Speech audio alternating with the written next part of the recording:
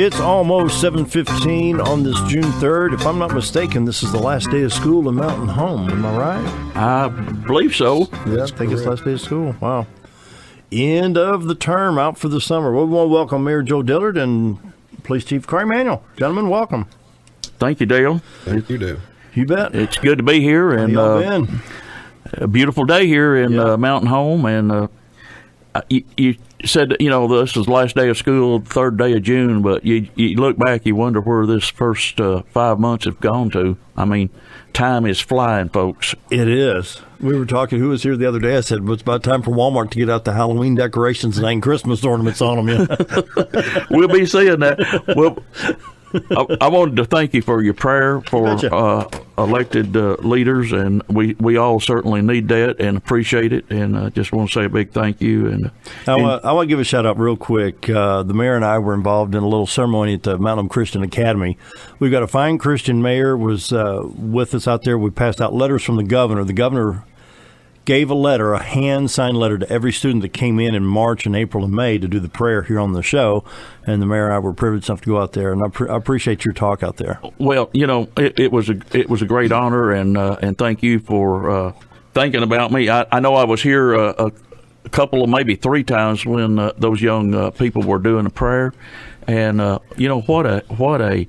that was a good 45 minutes out there at the Christian Academy, just seeing those young people and how they act and their conduct, and yes. And they was asked to say a prayer just off the cuff, and whoever led that prayer, it was a beautiful prayer. I'll tell you what, we've had them in here, kindergarten through 8th, 9th grade, something like that, and they all did a great job. Well, they do. And so hats off to the Christian Academy and the teachers and the people that can take care of that program.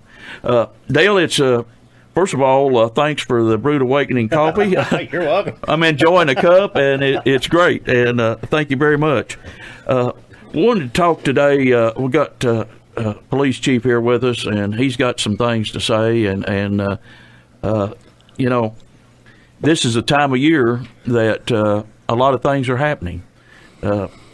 People are getting their garden in, they're putting their flowers in, they're shaping up their lawns, and in some cases getting last year's leaves off, but most of that's behind us, thank goodness. But in doing all this, we just need to be aware that there is some rules within the city, and actually law. It's ordinance. It's a law, and it's for our own protection. But it's the codes and what we can do, and a lot of what we can't do with the grass, the leaves, yard material. It needs to be disposed of right, and I know the chief will get into that a little bit, but we continue to see problems with people mowing their lawn. That first round or two, they'll mow it out into the street or onto the sidewalk, and that is strictly against the law to do that. And that grass that goes out during all this, we've had over 9 inches of rain here in May, and that grass or leaves that go out onto the curb or the sidewalk winds up in the gutter and winds up in our drainage system. And so if we don't have a big rain, it may very well get clogged up. Yeah. If we have a big rain, it may flush it on out. But the street department spent quite a bit of time just unstopping drains where people have intentionally, or it looks like intentionally at least, got the material, the leaves or the grass or whatever out of their yards and out onto the street, and then it winds up in. It's against the law to do that. We respectfully ask people to not do it, and so that they don't get in trouble, and so our code enforcement people can spend time enforcing other things that. It's up to each one of us, and individually that we take care of our property. So, but this is the time of the year, and if you see, I look, and the chief and his people look. We've got people out there, and we get a lot of calls. Really? Yeah.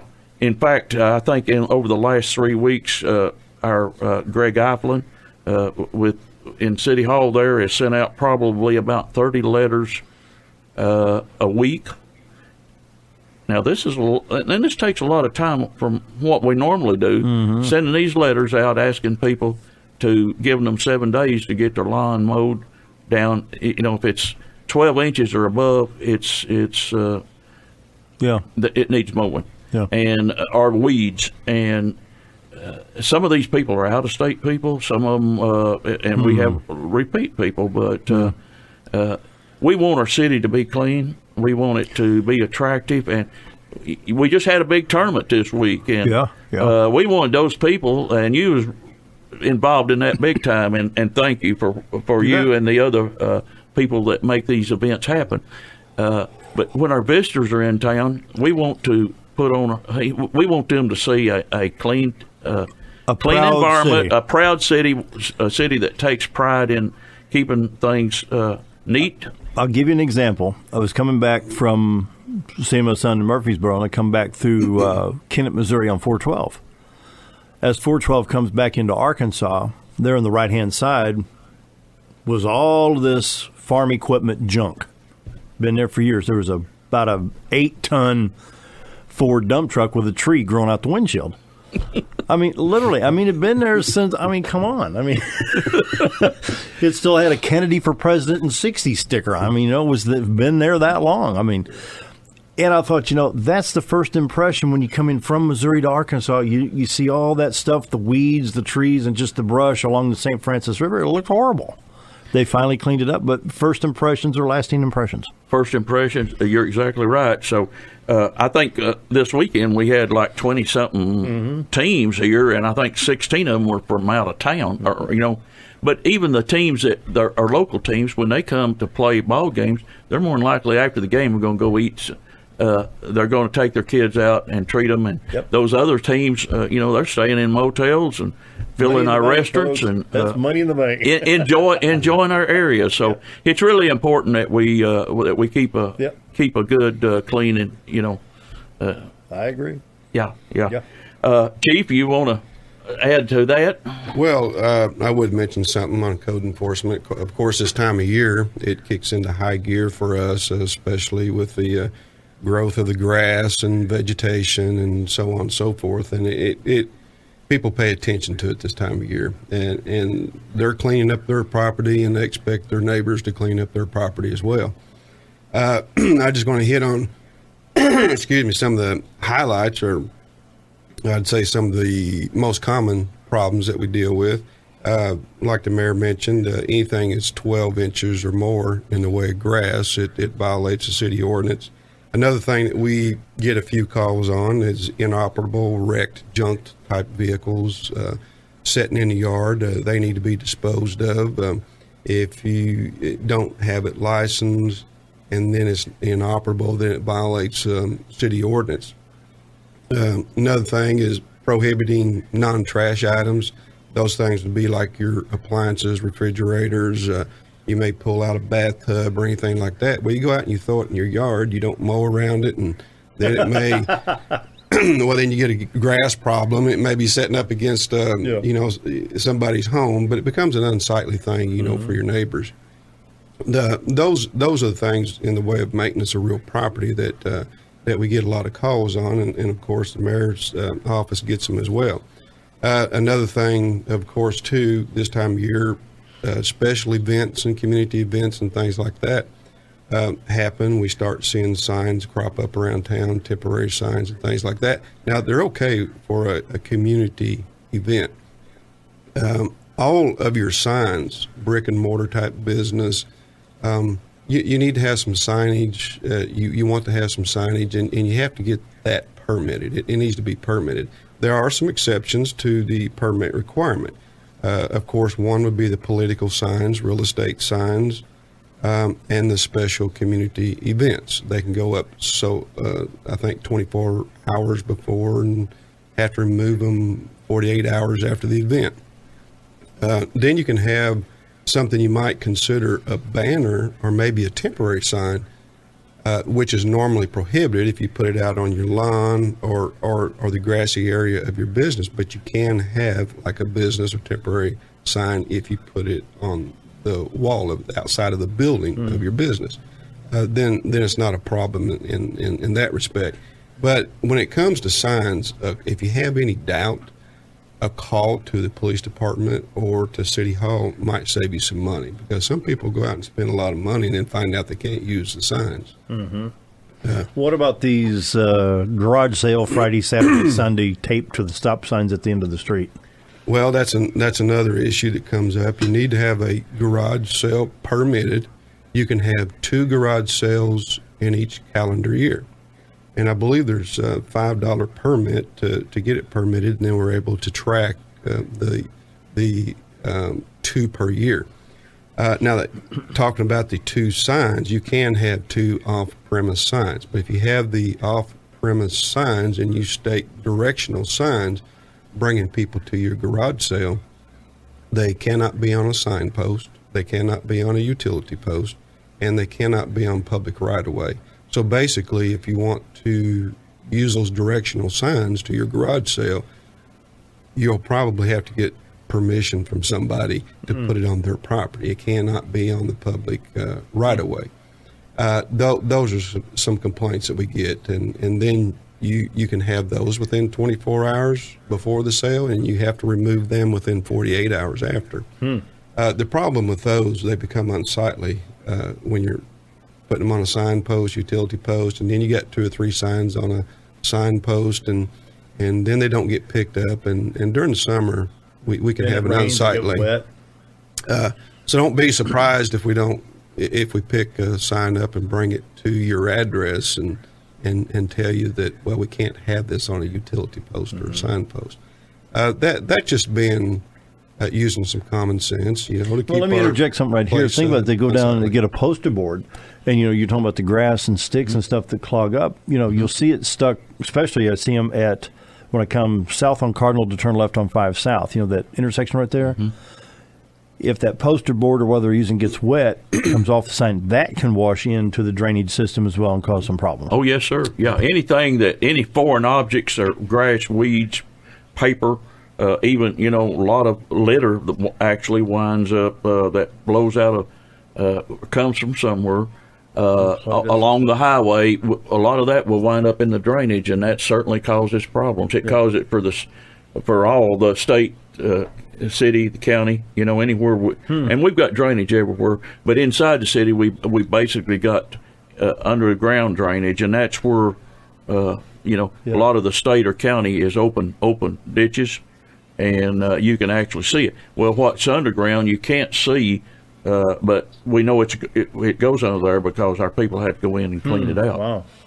Yeah, it's costly, and it's not the right thing to do. Is to let those Well, Chief, about you see a little construction paper taped to the side of a box, and the box sitting out at the junction of a street. There again, I'm going to say Cardinal at South Cardinal Highway 5. I see that quite a bit, because you've got the right-hand lane there and you got the left-hand turn lane. You got that little island right there that they put a cardboard box at garage sale, 24 Elm Street, That is prohibited. That is prohibited. There it's on public right-of-way, yeah. Yes. And when you do have the off-premise signs, you tend to think, well, it's better to have a good-looking sign, and that's not a normal good-looking sign. But the problem with that, it is out in the public right-of-way.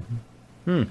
We just want people to be aware, to use common sense and don't clutter up the intersections with try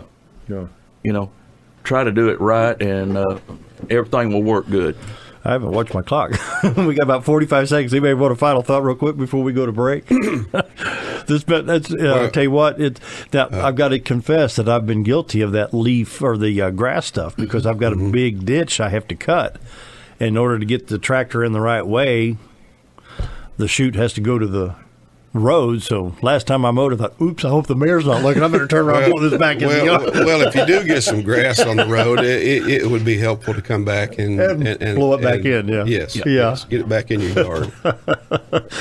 Well, real quick, about 15 seconds for the go to break. Well, we just want to take this opportunity, Dale, to we don't want people getting in trouble. We just want them to use good common sense and respect their neighbors and respect our right-of-ways. You bet. Visit with Mayor Joe Dillard and Police Chief Manuel. Be right back.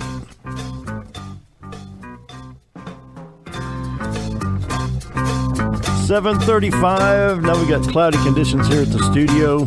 Anyway, back with our mayor and police chief. Mayor, microphone's all yours. Thanks, Dale. I think Chief Manuel had a couple more things maybe we need to talk about just from a safety standpoint. Well, another city ordinance that we have, and it kind of concerns me, especially when we have our high traffic areas this time of year and people coming into our town and visiting and vacationing as well, but cutting across private property, and we'll talk in particular about traffic control devices or stoplights and traffic control devices.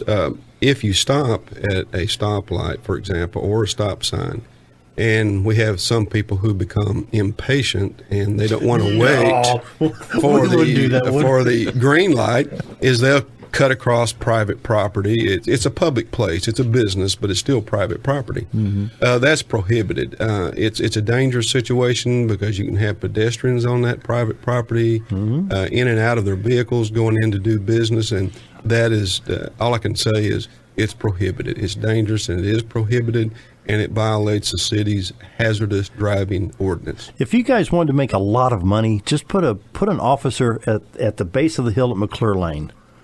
Because that four-way stop is not just a suggestion.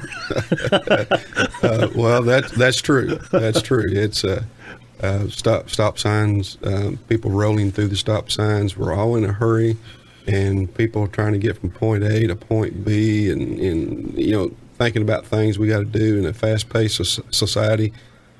People do forget, and they do tend to roll through those stop signs. So please stop at the stop signs.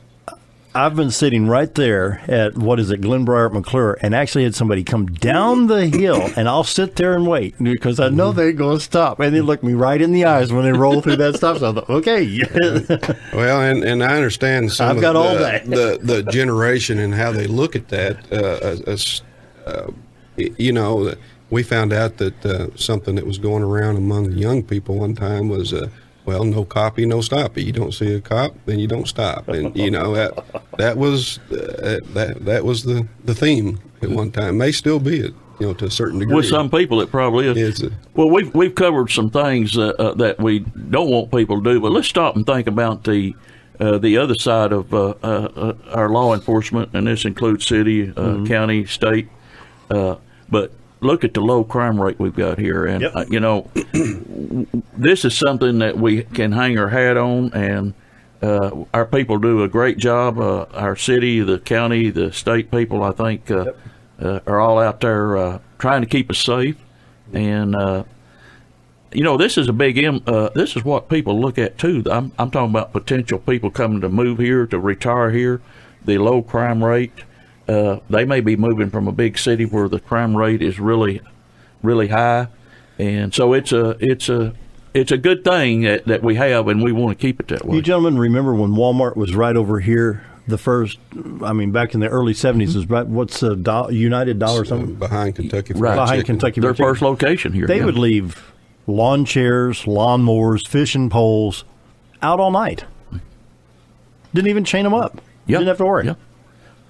Well, I can remember, back in the early 70s, you didn't lock. You didn't even really think about locking your vehicle, or a lot of times locking your house, because.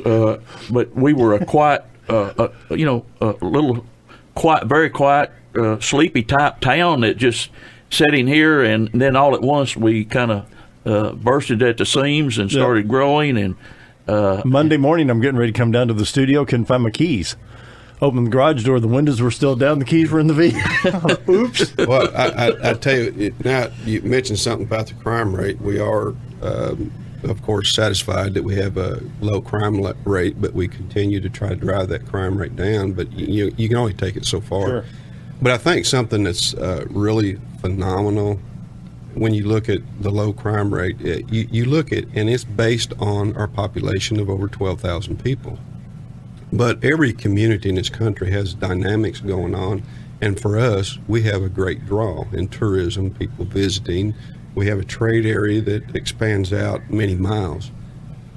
Our crime rate's not based only on the population that we have. It's also based on the population, the daytime population, people coming in doing trade and visiting. So it's not your core of citizens of over 12,000 people that contribute to that. It's the people who come here, and some come here to visit that do commit a crime and generate a stat. So those stats are not based just on that 12,000 population. It's based on our visitation as well. And in a good economy, you could have another 50,000 people or so. What's it swell to? Let's say around. Well, and the 4th of July is on a Saturday, so that weekend's going to be. Mm-hmm. With good weather and low gas prices, you're going to have a lot of people come to the Twin Lakes area. I've not been able to get a number of people that our Chamber of Commerce believes visits Mountain Home. I haven't looked at a number like that, but a number for Baxter County. It's several 100,000 people who visit Baxter County. I think we would believe that a good portion of those will be at some point in Mountain Home as well. So it's not unreasonable to think that we're going to have an extra several 100,000 people that visit Mountain Home in addition to our current population. Yeah, I would say, Dale, on just on a day-to-day basis, with all the people that come to our college, to ASU Mountain Home, to their hospital, to work at their jobs at Baxter or different job locations here, our population will double or triple probably on most days, counting the visitors that just come through here.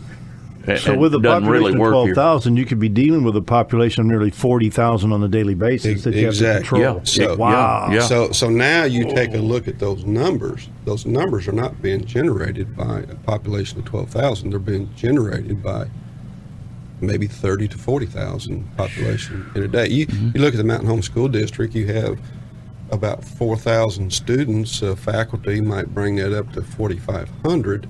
Those are all within the city limits of Mountain Home, the Mountain Home School District. And now some of those people, a good portion of them, do live in the city, but a lot of them are coming into town to go to school. And that brings more people into town, parents, and so on and so forth. So you're dealing with the Mountain Home School District, a school population of 4,000 students, roughly. Mm-hmm. Yeah, it's so if you look at that, the college and everybody that's that's all the day to day. It's a busy. City Hall is busy. It should be. It needs to be with what we're looking at with. But see, the information gentlemen are sharing is stuff that we don't know. I mean, we look at the population sign. What's it say? 12,456 or something like that. But it's like the chief said. Wow, I didn't realize. That per day we could be 45,000 right here. And 4th of July being. Yeah, 4th of July is on a Saturday, so that's going to be vacation week for USA. It'll be a big week. Yes, it'll be big across the nation, but it'll be especially, we hope, and with good weather and, like you said, gas prices down, be a long weekend, and there's going to be a lot the of Twin Lakes area. Lakes. Our area should do very well with, and we expect that and want that. Yes. Why don't we go ahead and take a quick break now? That'll give us more time to close out the show. I think the Chief's got to be somewhere real quick, so let's take this quick break, get that out of the way. Be right back. 7:47. Once again, our Mayor, Joe Dillard, and Police Chief Corey Manuel. Gentlemen? Dale, thank you. Wanted to touch on some events that's going to be coming up that in Mountain Home or in the area. Now, again, I feel like, I've never seen imaginary lines that separate the city from the county. Yeah. But I know we all have our different boundaries or our entities, but we're all in this together. So some of the things I'm going to talk about may and will be outside the city, but whatever happens in the areas, I feel like is good for not only Mountain Home but for the other cities and for the area as a whole. And but starting Friday night, we have our first Music on the Square on Friday night. Oh, okay. And this will be this entertainment will be by Mike Dirks, and he's been here before. People like Mike, and want to invite people to come out. It'll start at 7 and it'll be on the east side of the square. Part of the square will be roped off, and people can bring their lawn chairs and come out and enjoy an evening. Yeah. And last year, this has been going on for a while. Mayor David Osmond implemented this program, and so we want it to continue the program. We want people to come out and enjoy, and we'll have different entertainment. On a week from Friday night, we had a band that canceled due to some health issues. So if there's a band out there that or people out there that would like to help entertain or be a part of this, well, just call City Hall at 425-5116, and we'd certainly we'd like that. We want the entertainment to continue. The Red, White, and Blue event is going to be coming up. That is actually the 25th, 26th, and 27th, I believe, of this month. Thursday, Friday, and Saturday. Thursday night we'll kick off.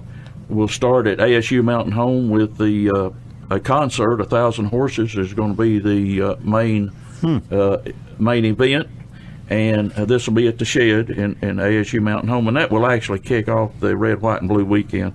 And then Friday and Saturday, a lot of things going on. There'll be rodeos on Friday night and Saturday night at 8 o'clock. At 7:30, there'll be pre-events. Then on Saturday, a Paul Bunyan breakfast at the Knights. Columbia, if anybody hadn't gone to that breakfast, they really need to go to it. But be hungry when you go, because just don't sit next to Rick Williamson, because the sparks off his knife and fork can be hazardous. Well, them sparks will be flying off of that silverware, no doubt. At 9 o'clock, and this event will be down at ASU on the ASU Mountain Home campus. But at 9 o'clock, the Twin Lakes V-Dubbers will be there. At 4 o'clock on Saturday, the T-Buckets will be there. That's a big event, and it's becoming an annual event here, pretty much. Gee, maybe we could have some street drag racing downtown, Chief. Not sanctioned. The military will be putting on from 5 till 9 o'clock the Wiggins Battery with the Civil War event. So really? This is going to be going on. There'll be a lot of things for the younger kids. There'll be fun. There'll be vendors there for food and drink, and then of course at 9, I believe at 9:30 the fireworks on Saturday night will actually. That's when that will start. So, got to let it get good and dark, and where we can see that. But again, city departments are very much involved in this. Street department, water and sewer, police, fire, parks. We're all involved, and so we just want people to come out, have a good event, but be safe. And anytime around fireworks, and that's another thing we'll see very shortly. Fireworks.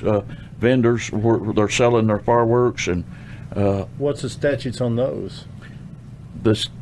I'll let the chief answer, but it's not inside Mountain Home. You cannot sell or display fireworks within the city. Period.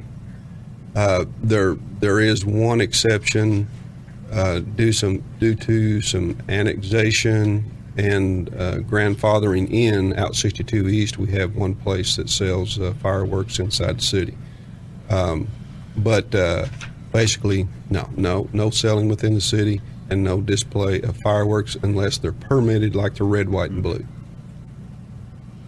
Yeah, again, and I always, you can hear, and you never know, but people do push their luck a little, and there's some it's set off inside the city, but they're taking a risk when they do it because it's a law. It's set by ordinance. Well, let's look at the safety factor here, because probably one of the favorite things is firecrackers and bottle rockets. And depending on the nature of the weather, well, of course this year we're rather wet, but a lot of times I've seen July 4th so dry you light a match and El Dorado will burn halfway to Minneapolis. It'll be that dry in the Midwest. Mm-hmm. But you get a bottle rocket that gets on somebody's roof, there's that chance.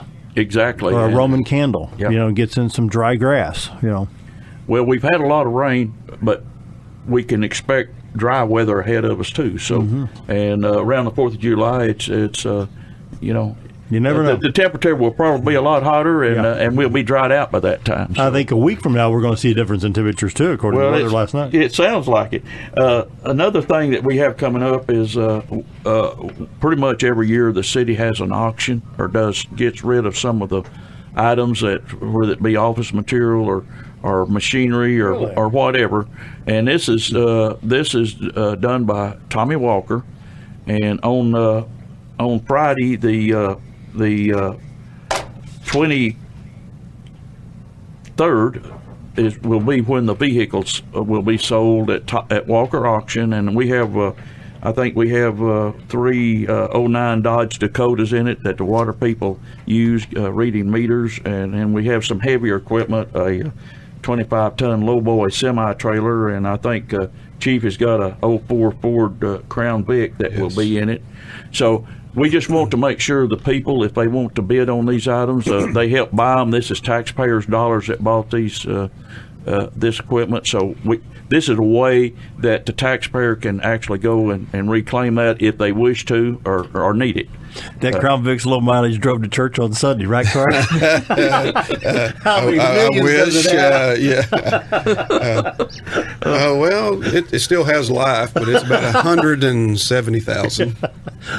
Well, then on Friday, the 26th, that will be the miscellaneous items that will be sold, and it's a lot of different things from office equipment to, I think we got some fire hydrants in there, some used handheld radios, sir.